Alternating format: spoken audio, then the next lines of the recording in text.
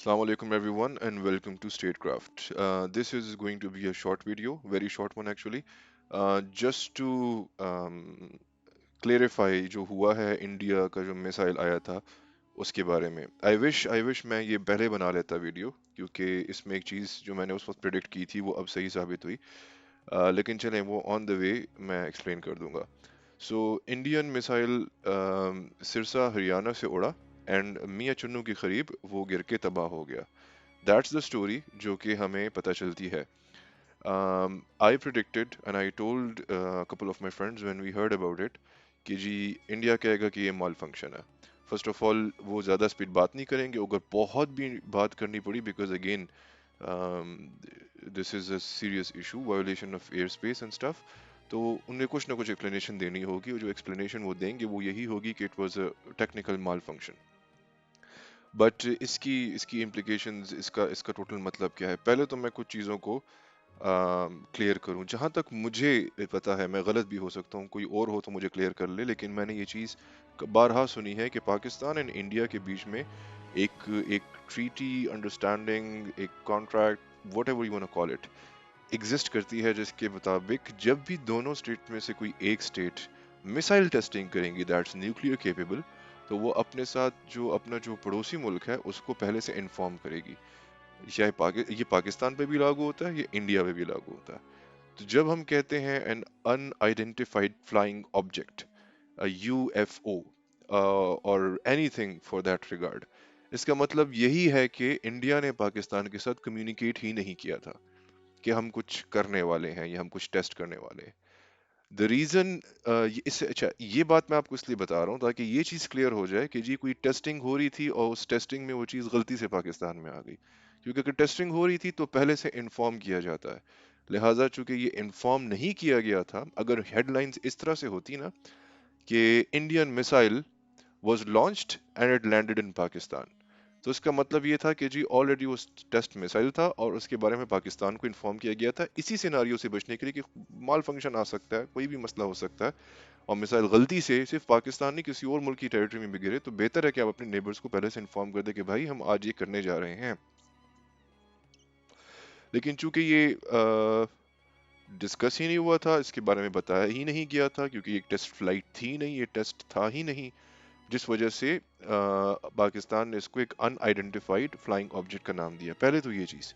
दूसरा जो बार बार लोग इशू बना रहे हैं पाकिस्तान में कि भाई 104 किलोमीटर इधर आ गया कि 110 किलोमीटर इधर आ गया बॉर्डर से और ये गिराया क्यों नहीं, अगर ये इसमें न्यूक्लियर मिसाइल लगा होता है, blah blah blah. Please please please take a chill pill, जरा रिलैक्स करें। मिलिट्री माइंडसेट में और इन चीज़ों जो मिलिट्री की जो डोमेन है उसमें स्टैंडर्ड एसओपीज होते हैं, स्टैंडर्ड ऑपरेटिंग प्रोसीजर्स, जो उनकी अपनी टैक्टिक्स हैं, जो भी उनकी अपने प्रोसीजर्स हैं वो उसको डिप्लॉय करते हैं। एक बात प्लीज समझें कि मिसाइल्स को जहाज नहीं मारते होते, तो ये तो भूल जाएं कि जी आपकी एयरफोर्स ने उसको इंगेज करना है। अगर वो सुपरसोनिक है, और सुपरसोनिक का मतलब ये है कि मैक 1 मैक 2 की स्पीड से वो उड़ रहा है, 2000 2500 की स्पीड से वो उड़ रहा है, किलोमीटर की स्पीड से उड़ रहा है, तो इट्स नॉट इजी कि आप मिसाइल को जाके जहाज से हिट करेंगे। आप मिसाइल को जहाज से हिट नहीं कर सकते। मैंने आज तक कोई ऐसा सिस्टम नहीं देखा, क्योंकि अगर ऐसा कोई सिस्टम होता तो फिर आपके लिए ये S-400, S-300, थार्ड्स, पेट्रियट सिस्टम्स, इनकी कोई ज़रूरत नहीं थी।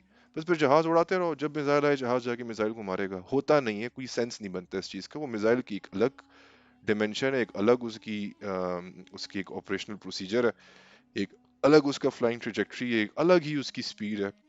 जहाज रेगुलरली इस तरह के मिसाइल्स को नहीं हिट कर सकते। अगर ट्राई भी करें तो it's not going to happen. So एक तो ये चीज़ प्लीज माइंड में क्लियर कर लें कि इसमें आपकी एयरफोर्स की कोई नाकामी नहीं है, तो ठीक है। अब इस चीज़ को साइड पे करें।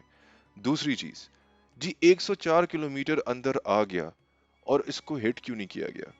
आप ट्रैक कर रहे थे भाई, हम ट्रैक कर रहे थे।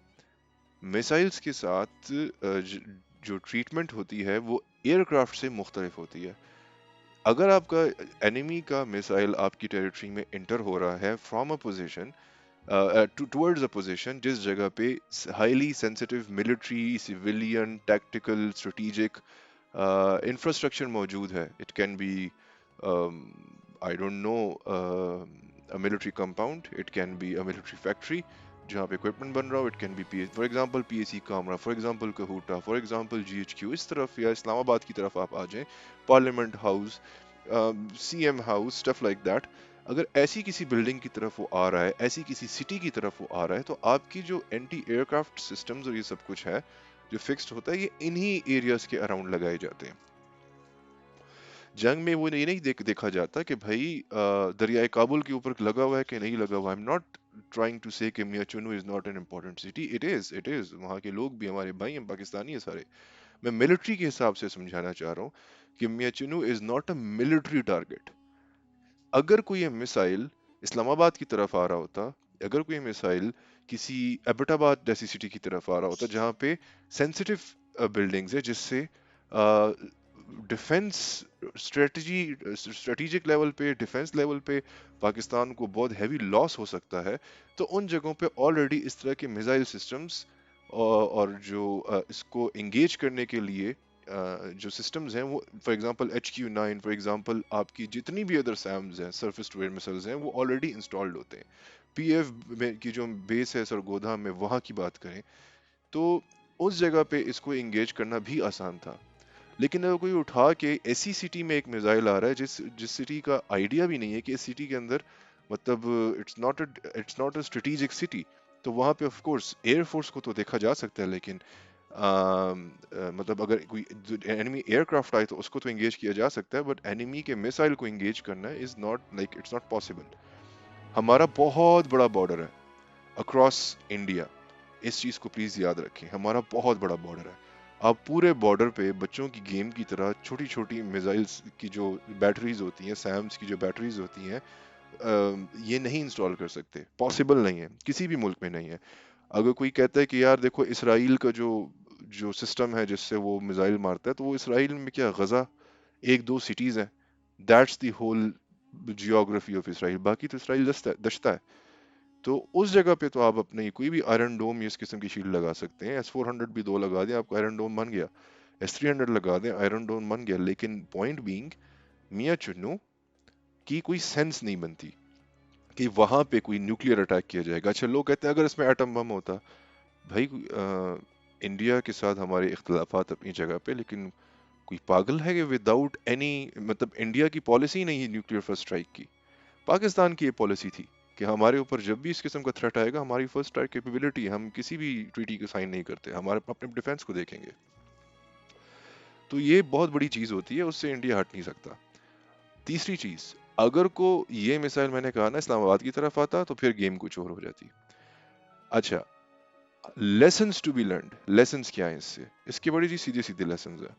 टेक्निकल माल फंक्शन से, इस चीज से आप खुश हो जाएं कि जी जो टेक्निकल माल फंक्शन था, मतलब हाउ अमेजिंग इज दैट। दुनिया में कहीं मैंने ऐसी कहानी नहीं सुनी कि एक न्यूक्लियर आर्म्ड कंट्री से दूसरी न्यूक्लियर आर्म्ड कंट्री, जो कि उसके अनफॉर्चुनेटली दुश्मन कंट्री भी हो, गलती से न्यूक्लियर केपेबल मिसाइल लॉन्च होके एक सिटी में गिर जाए, जिसके लेफ्ट राइट आगे पीछे कोई खास मिलिट्री इंस्टॉलेशंस भी नहीं है, गलती से जी मिसाइल फायर हो गया। वाज द ऑपरेटर ड्रंक, और वाज दी, मतलब आप इससे अंदाजा लगाएं कि इनके प्रोसीजर्स क्या हैं, ये कितने प्रोफेशनल हैं। आप एक मिसाइल की मेंटेनेंस के अंदर से आपसे मिसाइल ही फायर हो गया, लाइक ये कोई छोटी बात नहीं, इट्स नॉट अ राइफल कि यार गलती से चल गई, it's a nuclear capable missile जो आपसे गलती से फायर हुआ। एंड गॉड फॉरबिड अगर ये न्यूक्लियर केपेबल मिसाइल इस्लामाबाद की तरफ आ रहा होता, तो क्या होना था। ऑफ कोर्स यहां से भी एक दो मिसाइल्स निकल सकते थे, न्यूक्लियर होते या ना होते। तो द थिंग इज, इससे आइडिया होता है कि दूसरी तरफ professional maintenance, professional standard operation procedures, और जो उनका डिसिप्लिन है वो किस लेवल का है। तो ये तो एक खुशी की बात है। दूसरी खुशी की बात क्या है, we were able to identify the and track the threat right from the source, ये कहाँ से निकला, ये जब आ रहा था ये कहाँ से निकला है, कॉल्स जा चुकी होंगी इंडिया, सब कुछ चल रहा होगा। सो तो खुशी की जो बात हुई है कि we were able to detect it even in a place जहाँ पे हमारी कोई मिलिट्री इंस्टॉलेशंस या anti aircraft, anti missile shields, stuff like that, exist नहीं करता, स्टिल हम वहां देख सकते हैं, हमें पता है कि यार कहाँ से क्या और कितना दूर तक देख सकते हैं। सिरसा, हरियाणा तक हम लोगों की, हम उनकी एयरफोर्स को, उनकी एयर ट्रैफिक को, सब चीज़ों को मॉनिटर कर सकते हैं। तो ये खुशी की बात है कि भाई हमारे जो नई रेडार एक्विजिशंस हुई हैं, जो भी हमारा सिस्टम है वो काफ़ी ज़्यादा deep with in the enemy territory हमारी आईज मौजूद हैं। दूसरी जी ये खुशी की बात है। अच्छा, तीसरी जो बात जो मेरे हिसाब से गम की है हमारे लिए, वो ये है कि जब आपके दुश्मन को अपनी कमजोरी का ना पता हो, तो ये आपके लिए एक ब्लेसिंग है, यू आर फॉर्चुनेट। जब आपके दुश्मन को आपकी कमजोरी का मतलब अपनी कमजोरी के बारे में पता चल जाए, इट मीन्स वो उस जगह पे अपने आप को, अपनी कमजोरी को निखारेगा, ठीक करेगा, उसकी प्रॉब्लम उसको एलिमिनेट करेगा। वी कैन नॉट से द सेम, मतलब वी कैन से कि from now onwards India is going to pay a little more attention on the training and maintenance of their staff, कि जी उनकी ट्रेनिंग किस तरह की है, उन्होंने हैंडल किस तरह से करना है। दैट्स वाई मैंने अपनी एक वीडियो में कहा था कि मुझे मतलब Rafale is a very capable aircraft, but when it comes to an Indian fighter pilot जो उसको उड़ाएगा, तो फिर मैं इवन उसको भी एज अ थ्रेट नहीं समझता, मैं ना सुखोइस को समझता हूँ। जहाज बहुत केपेबल है, it's the man behind the aircraft or man behind the machine. So इस चीज़ को प्लीज़ डिबंक कर दें कि पाकिस्तान ने ट्रैक कर लिया, पाकिस्तान ने इंगेज क्यों नहीं किया। अगर आप खुद बैठ के गूगल मैप्स पे इसकी ट्रेजेक्टरी निकालें, वो आगे किधर जाता, आगे जाके वो दरियाई सिंध में गिरता, वो आगे जाके कोयटा को क्रॉस करते हुए अफगानिस्तान में गिरता। मतलब वो ना कराची की तरफ जा रहा है ना लाहौर, देखें रीजनल कैपिटल से वो दूर जा रहा है, उसकी ट्रेजेक्टरी में कोई भी इंपॉर्टेंट टारगेट है ही नहीं। विच बेसिकली मीन्स कि कोई टारगेट नहीं है, ये गलती से एक मिस फायर है इनका जो हुआ है। ये भी कहा जा सकता है कि इंडिया टेस्ट कर रहा हो कि भाई हम लोग अपनी पाकिस्तानी जो एयरफोर्स है, जो Pakistan defence air defence system है, ये कितना केपेबल है। ये भी हो सकता है कि हमने इसको इंगेज किया हो और उसको मियाँ चुन्नू पे ही गिरा दिया हो कि यार इससे आगे, वो 100 किलोमीटर तक ठीक है, इससे आगे नहीं। द मोमेंट वो 104 किलोमीटर तक पहुंचे, उसे इंगेज करके गिरा दिया गया, पॉसिबल है। हो सकता है कहीं और से आके किसी किसी भी तरीके से गिराया हो सकता है मियाचुन्नू के अगेंस्ट किसी जगह पे ऑलरेडी पाकिस्तान की कोई वो लगी हो, उसे क्या कहते हैं, एंटी एयरक्राफ्ट बैटरी या एंटी मिसाइल बैटरी, HQ9 और any other system that Pakistan is procured लगा हो। लेकिन अगर हम ये शेयर करते हैं, तो हम अपनी क्लासिफाइड इंफॉर्मेशन शेयर करते हैं। जो कुछ मैं कह रहा हूँ, these are all based on my analysis, I don't know the exact reality, but I can give you the my best guess and my best clues. तो इट्स नॉट समथिंग कि जी आपकी कोई एयर सॉवरेनिटी की बुरी इज्जत उड़ा दी गई है, ऐसा कोई हिसाब किताब नहीं है। वो इज्जत उड़ाने के लिए आए थे, वो बम भी सही नहीं गिरा सके, वो सेंसिटिव एरिया था। फिर जब दोबारा अगले दिन वो आए, तो फिर वही खुद ही गिर के चले गए।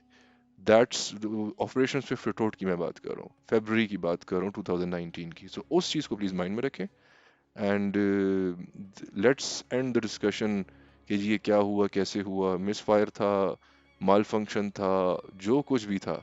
इट शोज कि जी हमारी ऑपरेशनल प्रिपेयर्डनेस कितनी है, कि हम लोग एक नॉन वॉर टाइम सिचुएशन के अंदर, सिस्टम के एक नॉन वॉर टाइम एरा के अंदर, जबकि आपकी एयरफोर्स इतनी हाई अलर्ट पे नहीं है, still you are able to track an unidentified flying object right from the point of initiation deep within Indian territory, coming all the way towards the border, entering an impact location in Miachunu, you can track everything.